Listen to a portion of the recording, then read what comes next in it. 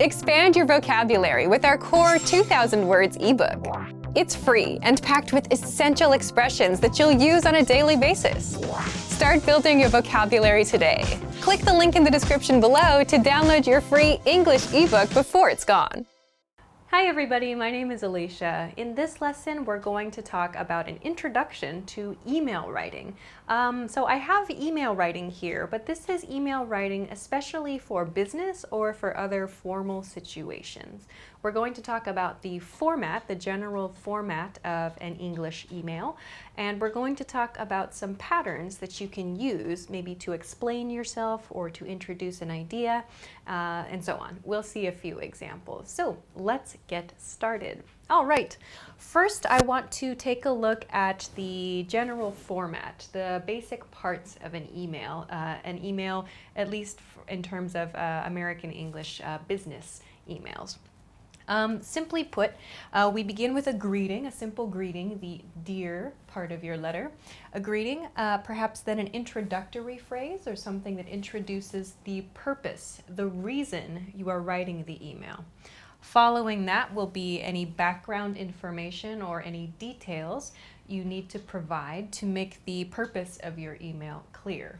Following that, a closing statement, something to kind of wrap up to show your reader you're ending the message, and then a sign-off, which is really the final point before your name in the email. So we're going to talk about these points. Let's look at some patterns you can use in these emails. Let's begin with the greeting part of your email. If you don't know the person receiving your email, you can use the expression "to whom it may concern."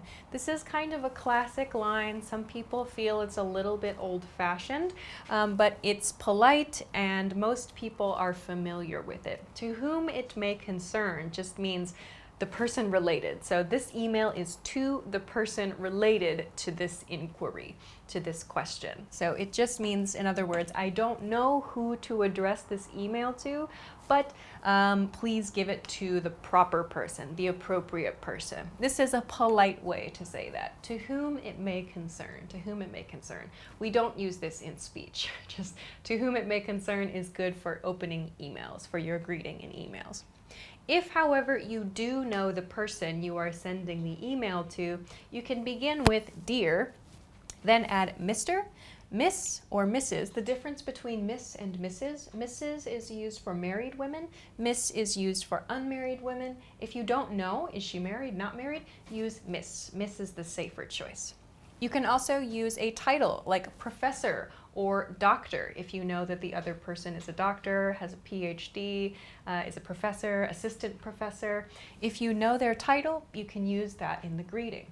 Dear Professor XYZ or Dear Dr. ABC, for example. You can also use department names here. So dear, maybe international department staff, for example. You can use the name of the department and staff. If it's a little bit more general, like you don't know exactly who to send it to, but you do know the department, you can use department staff there. So department name in this case. Okay, so once you have written your greeting at the beginning of the email, then you can go into your introduction and your purpose. So why are you writing the email? These are a few patterns that you can use. First, my name is. So if this is the first time you have contacted the other party, the other person, you can use this to introduce yourself. So in my case, my name is Alicia, and I am writing regarding and then your topic. So regarding means about. So you're putting this about statement before your topic. So my name is Alicia and I'm writing regarding studying English, for example. So your topic should probably be a noun phrase. So whatever it is, whatever the topic of your email inquiry is, you can put it here. A simpler one, maybe you already know the other person. You can say, I'm writing regarding your topic. So I'm writing regarding English studies at your school, for example. Another one, I'm writing to reach out about. So here I've used about. You can use regarding here too. Regarding just sounds a little bit more formal than about.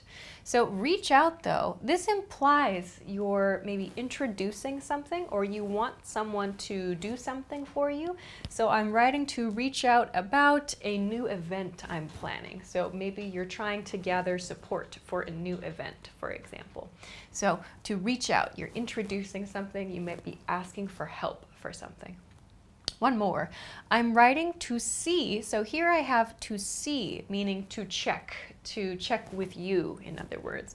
I'm writing to see if you would be interested in. Would be interested in means in the future.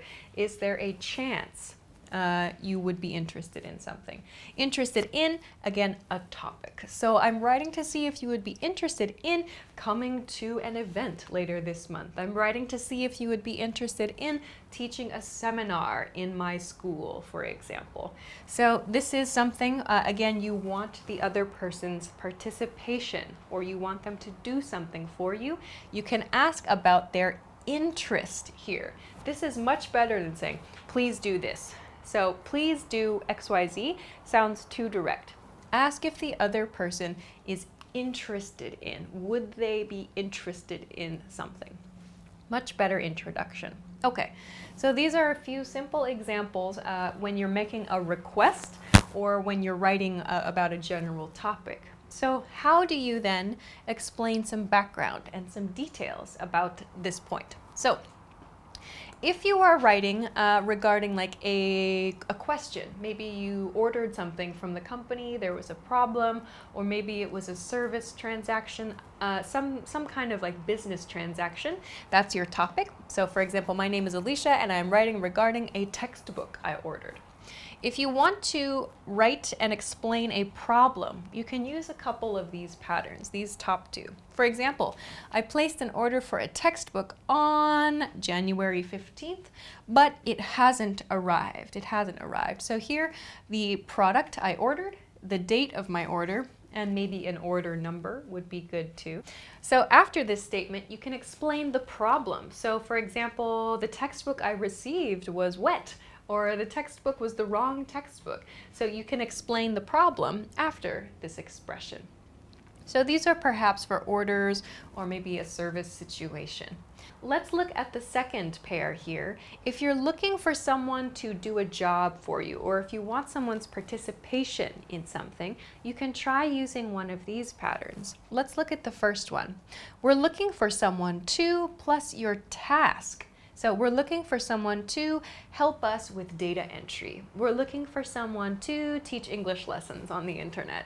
So would you be interested? Again, we have this same, would you be interested, as we saw up here, asking about their interest. So if you say, please do this, or do this for us, it's too direct. Use would you be interested. We usually say, would you be interested in participating? Would you be interested in teaching? Would you be interested in leading the lesson, for example?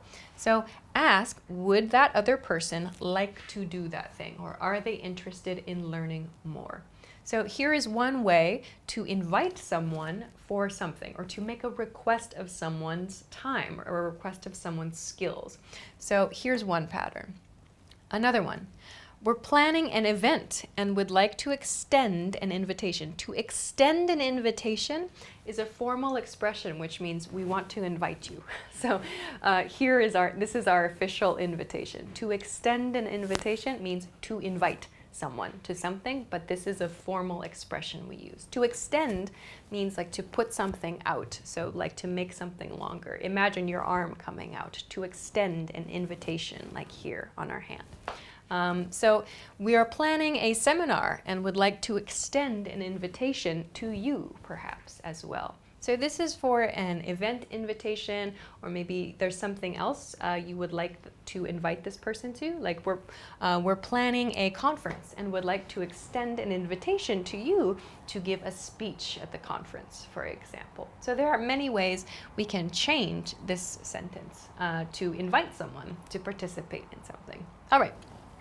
Let's move on then to some closing messages. So after you've explained the background and the details, and you've kind of asked the key question or explained the problem, then we can show the reader that the email is finished by including one of these expressions. These are just a few examples, but they're quite general. So first, thank you for your time. So this is good for maybe a simple inquiry, or if you're explaining a problem perhaps, and you just want to express your appreciation. Thank you for your time.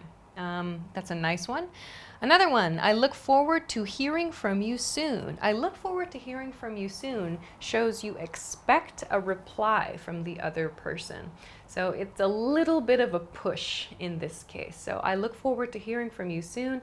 I look forward to receiving a reply from you soon. You're expecting a reply in a timely fashion. You're expecting a reply in a reasonable amount of time. One more, if there is any additional information I can provide, I would be happy to prepare it. So this means if there's something else, additional information here, if there's any additional information that the other person needs, you, the writer of the email, are happy to prepare that information. So in other words, this is an invitation. If you need something, please let me know. I will prepare that. So these are a few nice sentences you can close your email with. Then the final part in email writing is the sign-off. So there are many different sign-offs.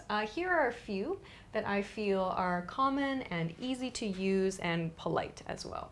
Sincerely is good. Sincerely is quite basic.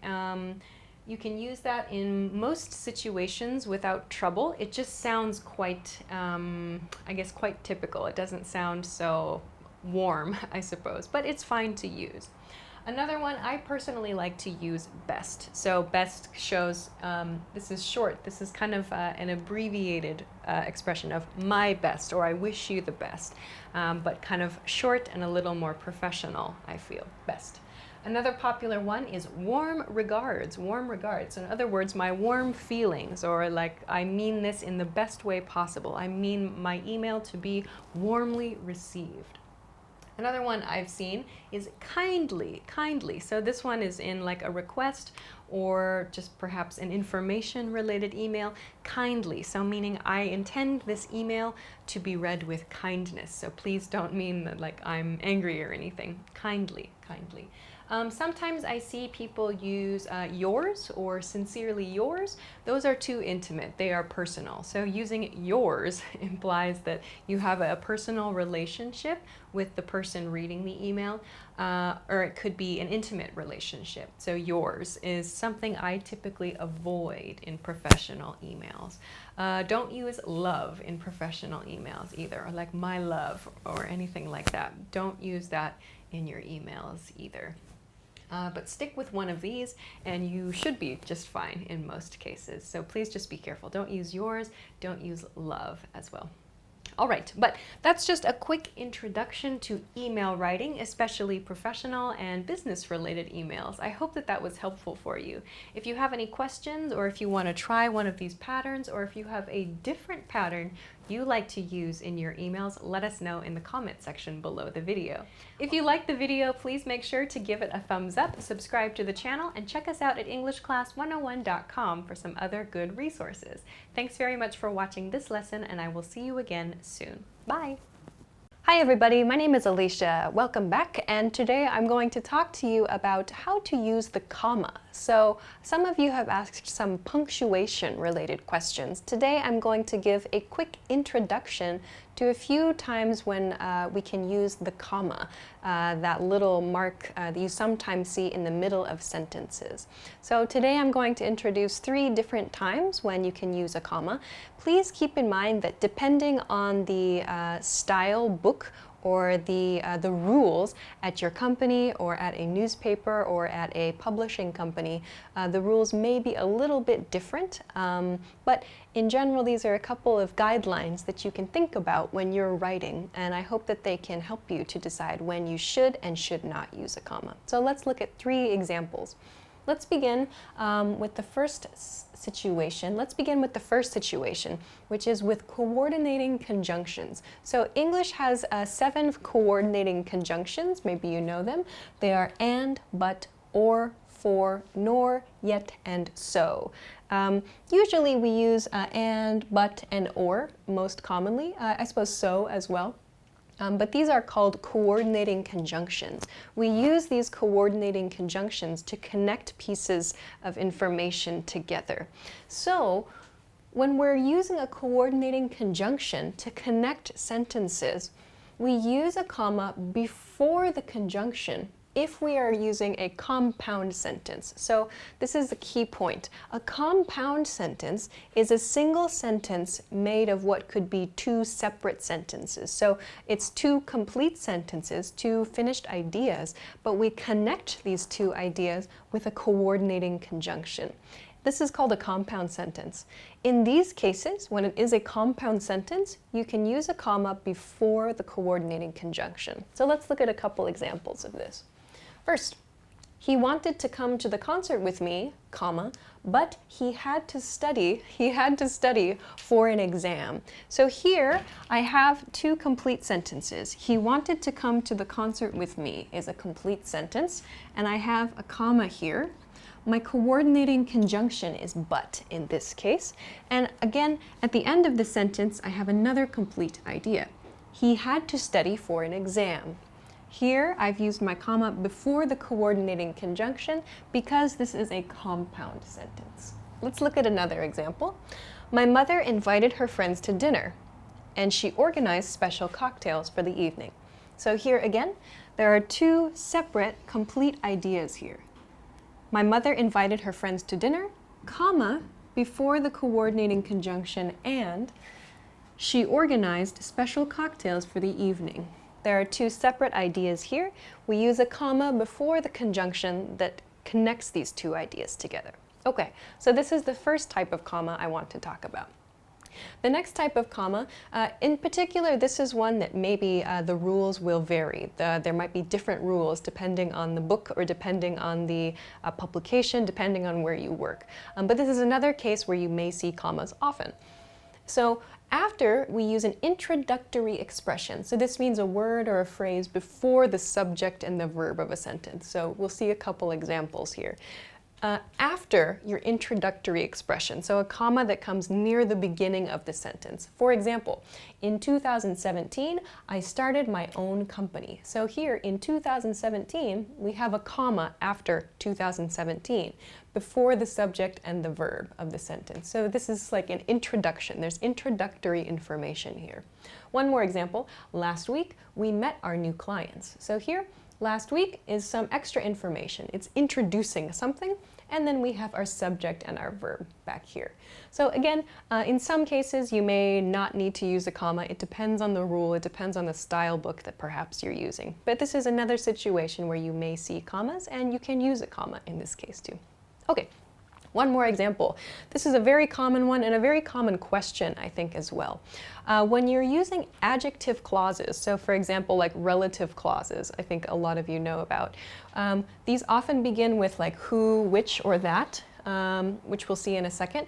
When we use these to introduce information that is non-essential, so it's not information that is essential to know, to understand the noun, we can offset that extra information with commas. So in this case, we'll use two commas here, actually. Let's take a look at an example.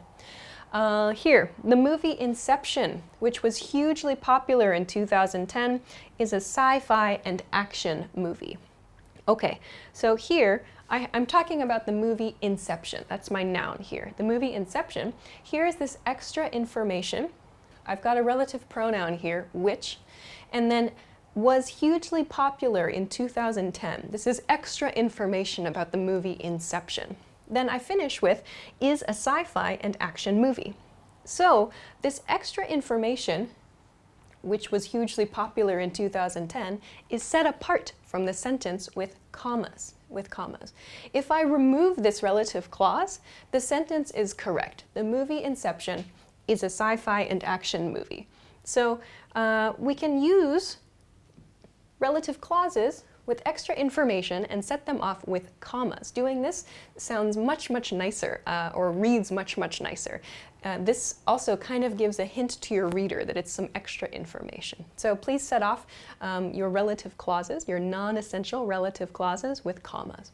A great hint is when your clause begins with which or that, a relative pronoun here. Let's look at one more example. Her parents, who were greatly respected in the community, both passed away last year. So in this case, my relative clause is who, or I'm sorry, my relative pronoun is who. And again, this is extra information, who were greatly respected in the community. So I've given some extra information about her parents, and I've set that off with commas. If I remove this adjective clause, her parents both passed away last year, the sentence is still correct. But I'm giving this extra information, I'm showing it's extra information, and these little commas help in the sentence. It sounds just nicer, it reads much nicer. So when you're using an adjective clause like this, a non-essential adjective clause, you can set that off with commas. So those are three situations, three very common situations where you may see commas and when you can use commas.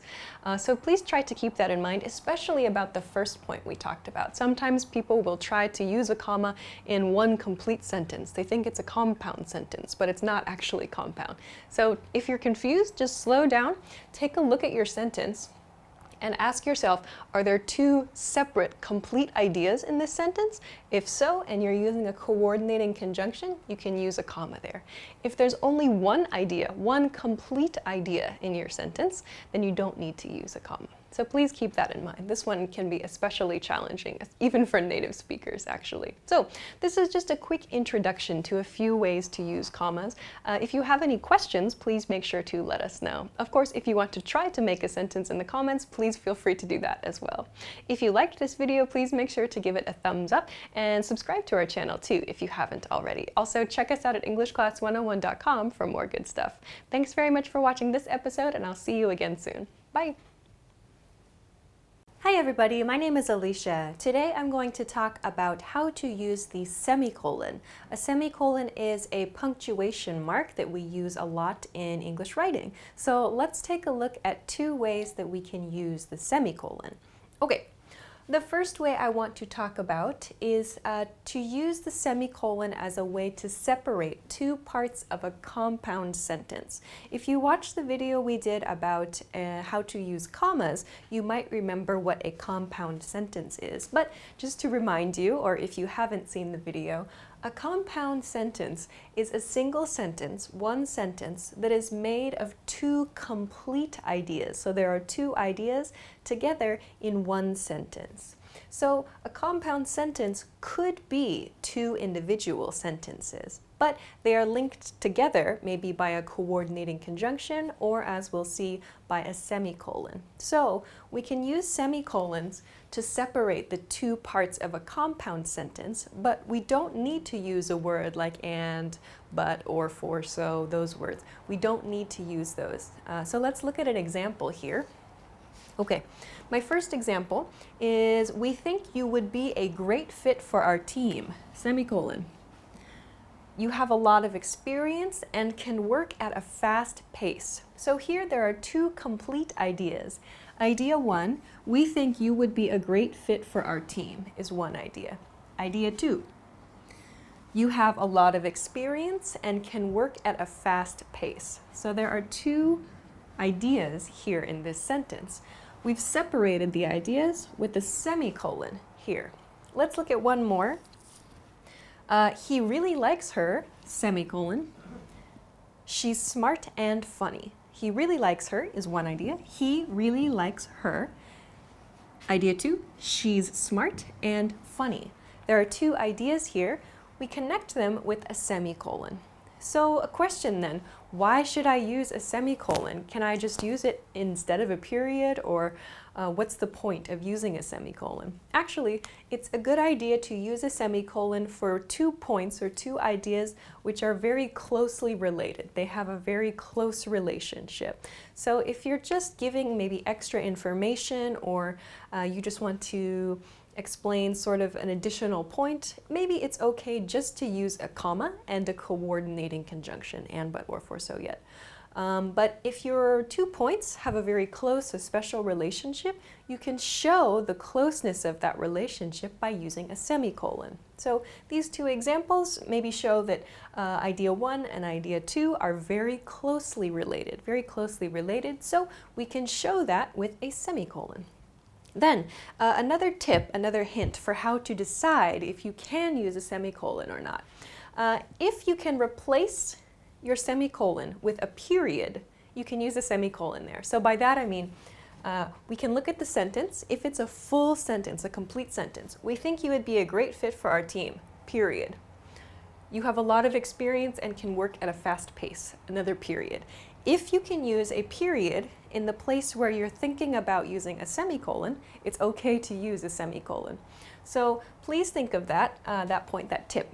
If you can finish the sentence and it's a grammatically correct sentence, you can replace that with a period. You can use a semicolon in that place as well. But of course, this requires that you have a thorough understanding of grammar and you understand how to make a complete sentence. So please think about that if you're ever unsure about when to use a semicolon. Okay, the second point I want to talk about today is quite different from the first point, actually. This is if you're writing, for example, an academic paper or perhaps an essay, something like that. This is really to help you make clearer writing, to help your writing be a little bit easier to understand.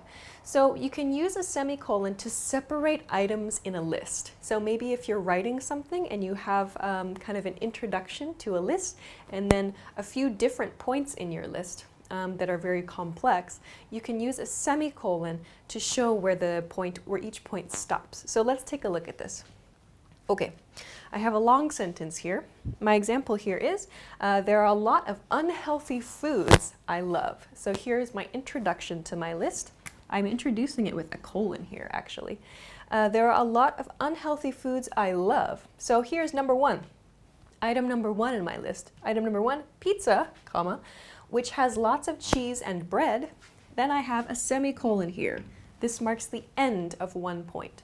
Number 2, ramen, comma, which has many varieties, and semicolon. And 3, burritos, comma, which are often greasy. So here I have 3 points in a list about foods, in this case unhealthy foods I love. But because I have a comma after each point, I'm introducing some extra information about each point, which I talked about in the comma video we did. It may be unclear to a person reading this. If I use commas after each point, it might seem a little unclear to the person reading. So by using a semicolon here instead of a comma, it makes it clearer to the reader that this point has finished. I'm done talking about this point. So this is one thing to keep in mind if you're introducing long lists of information, several points in one sentence, as in this case. You can use a semicolon instead of a comma to help your reader to understand a little bit better.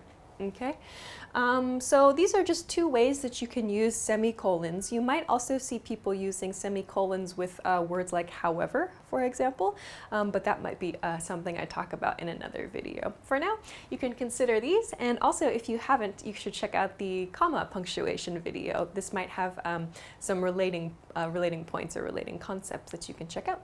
So take a look at that, and I hope that this was useful for you too. If you have any questions or comments though, please make sure to let us know in the comment section below this video. If you liked the video, please make sure to give it a thumbs up and subscribe to our channel if you haven't already. Check us out at EnglishClass101.com for more good stuff too. Thanks very much for watching this episode, and I'll see you again soon. Bye! Is it possible to cheat your way into speaking, reading, and writing in your target language? It is. That is, if you have our PDF language cheat sheets.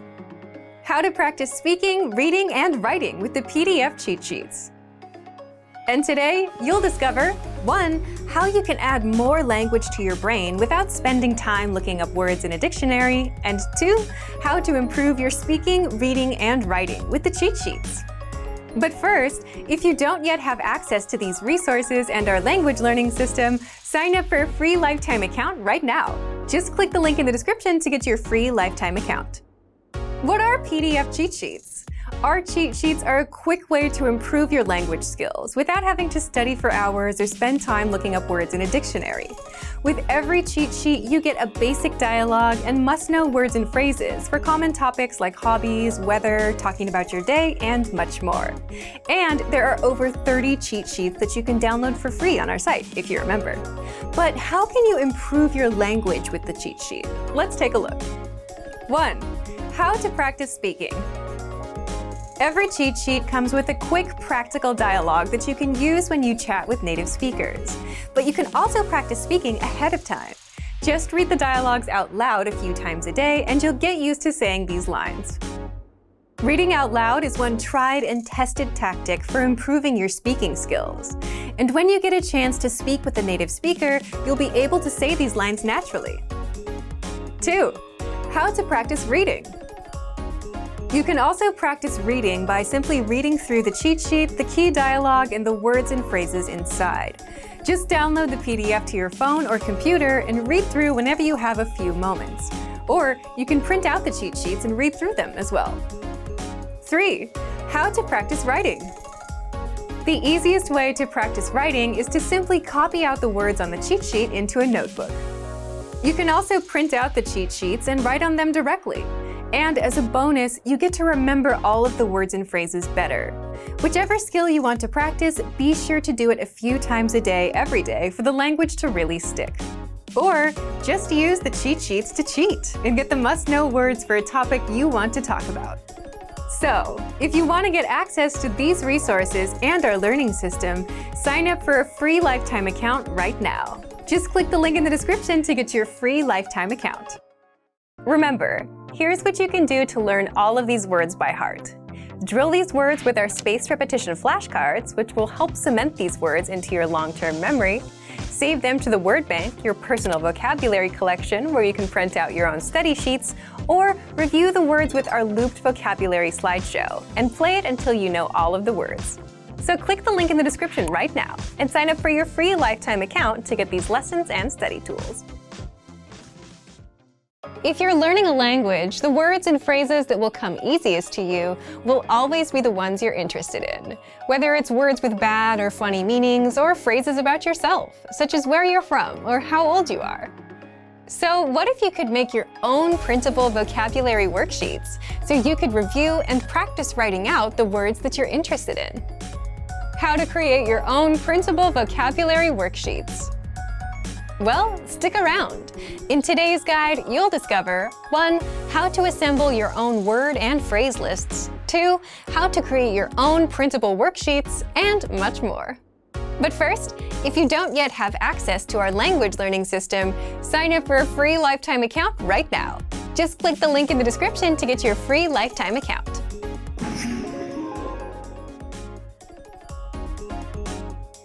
While you're learning the language, you should keep in mind what exactly you want from this language. Do you want to talk about yourself, your hobbies, or understand TV or music? Why? Because you'll naturally learn faster if you're learning about what you're interested in. So, here's how you can assemble your own personal vocab lists. 1. As you go through our lessons on the pathway, you'll likely come across words and phrases you want to remember. You could write them down, or you can send them to the word bank, which is a premium feature where you can store words and phrases for later review. So look for the Add to Word Bank button on the lesson page. 2. You can also save words and phrases from our free vocabulary list to the word bank as well. You can sort through hundreds of vocabulary lists by topics such as weather, hobbies, talking about your day, and more. So you can find words that you're interested in. And then click on Add All to Word Bank.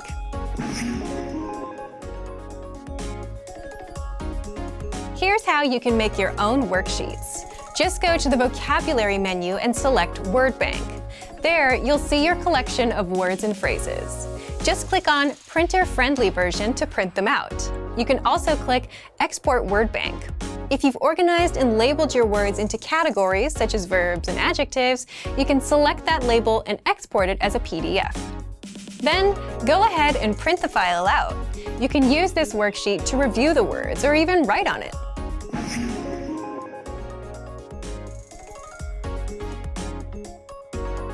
So, if you just want ready-made printable worksheets and cheat sheets, then you can always unlock our free conversation and vocabulary PDF cheat sheets and PDF writing worksheets. These resources are free for members of our language learning system. So, if you want to learn the language and get access to these learning tools and our learning system, sign up for a free lifetime account right now. Just click the link in the description to get your free lifetime account. Remember, here's what you can do to learn all of these words by heart. Drill these words with our spaced repetition flashcards, which will help cement these words into your long-term memory. Save them to the word bank, your personal vocabulary collection, where you can print out your own study sheets, or review the words with our looped vocabulary slideshow, and play it until you know all of the words. So click the link in the description right now and sign up for your free lifetime account to get these lessons and study tools. Want to improve writing in your target language? In this guide, you'll discover the top 8 ways to practice and master writing with our lessons and learning program. Let's begin. Number 1, write out the words and phrases by hand. One of the best ways to improve your writing is to simply write more. So write every word, phrase, and sentence that you learn in the lessons by hand in a notebook. You can write out the conversations from the dialogue study tool, example sentences from the lesson notes, and words and phrases from our vocabulary lists.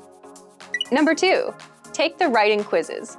With every lesson, you get review quizzes to help you master what you've learned. Just scroll down to the vocabulary section or click on Vocabulary. Click on Take Quiz, and then click on Writing Questions. Number 3, leave a comment on the lesson. After you're done with the lesson, be sure to use what you've learned, whether a new word or a grammar point. Leave a comment in the comment section, and our teachers will review it and give you feedback. Number 4, dictation. Dictation is a study method where you write down what you hear as a way to test both your writing and listening skills. You can do this with any one of our audio and video lessons. This method is recommended for intermediate level learners and above. Number 5, create sentences using newly learned words. You can learn new words with our lessons, the word of the day, the vocab lists, and the core 2000 word list, which gives you the 2000 most frequently used words. And as mentioned before, you can also leave a comment with a practice sentence, and our teachers will review it. Number 6, write short messages to your Premium Plus teacher. Just write out a message and send it to your Premium Plus teacher for review. In fact, as a first step, all new Premium Plus users are asked to write a self-introduction and send it to their teacher. Your teacher will review your work, give you feedback, corrections, and help you improve your writing skills fast. Number 7, get writing assignments from your Premium Plus teacher. You can also get assignments that cover listening, writing, speaking, and even reading from your teacher. These assignments can be tailored to your goals and needs. You get a new one every week, or anytime you're ready for a new one. Number 8, get even more lessons in the lesson library. If you want even more writing lessons, then visit our lesson library, and under Category, choose Reading and Writing.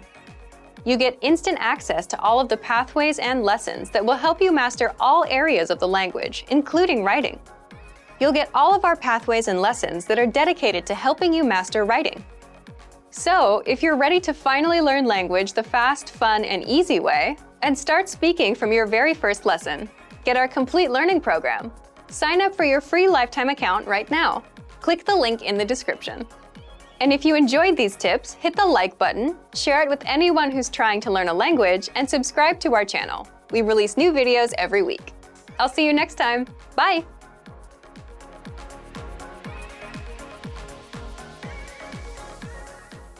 If you want to learn more words so you can speak and understand even more of your target language, there is a super simple way to do this. In fact, it's so simple that most people don't even think of it because it doesn't involve language apps, YouTube videos, or your computer.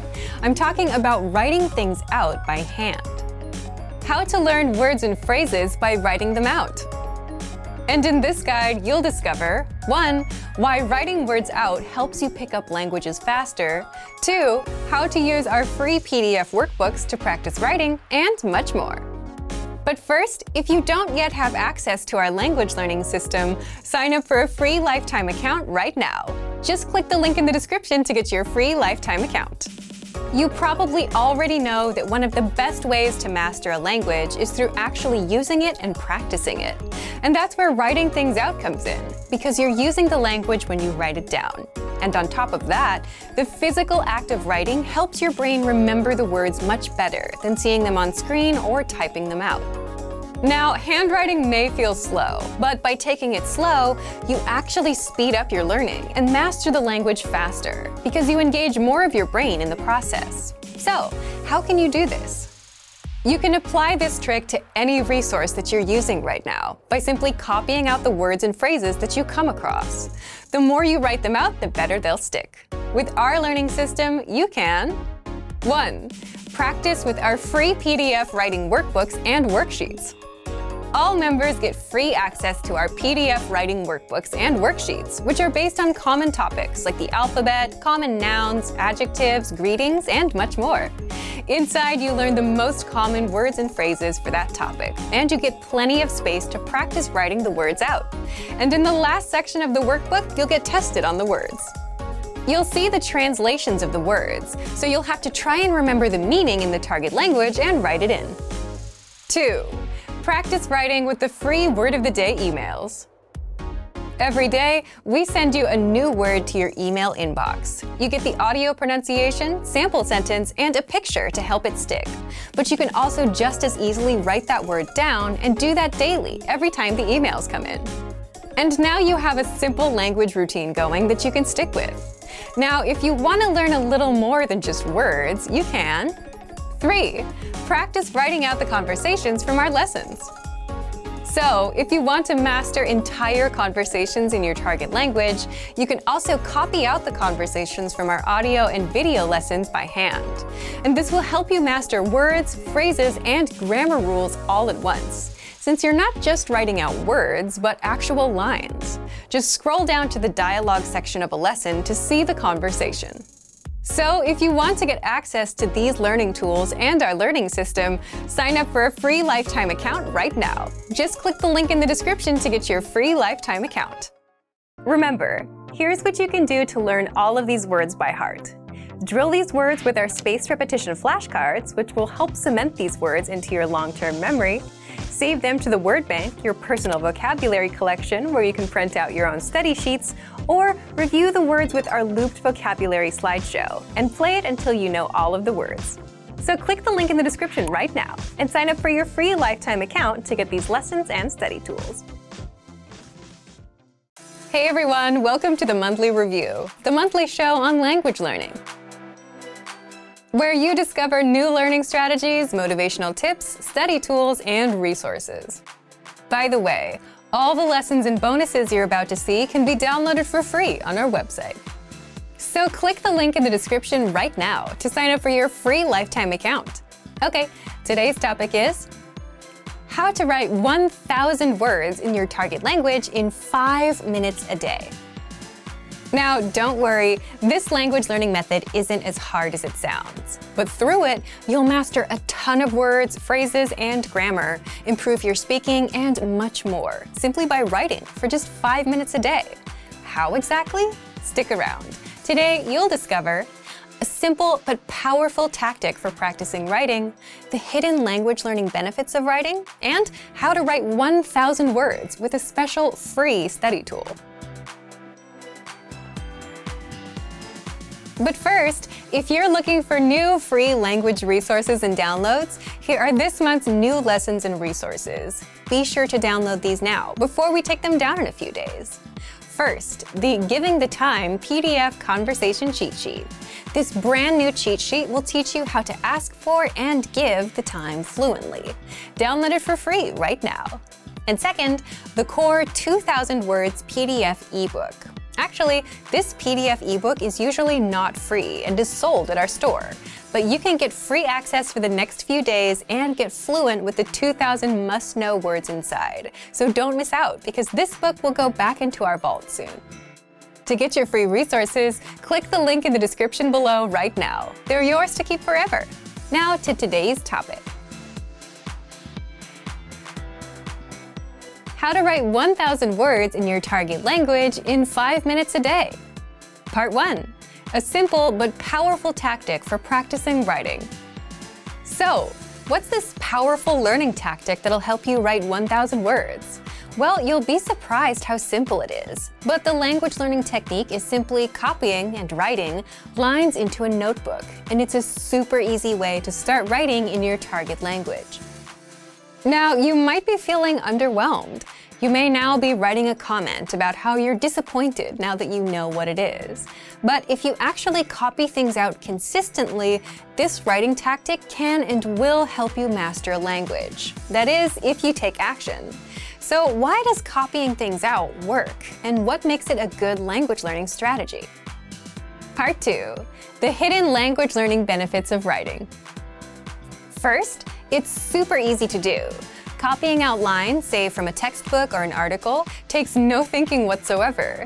You don't have to worry about what to write, you just copy. You can do it any time of day, and it's a skill you can practice on your own. Second, writing helps you retain the language. How? The more you interact with the language, the better you remember it. So when writing out words, you're focused on them, and you're reading them at the same time. This helps the information stick. Third, you learn new words, phrases, and grammar indirectly. If you keep up with this daily, you'll always come across new words as you practice with this technique, and writing them out will help you remember them. Fourth, you indirectly improve your speaking and reading skills as well. The words and phrases that you learn and retain this way will of course spill over into reading and speaking, and help you speak, read, and understand more of the language.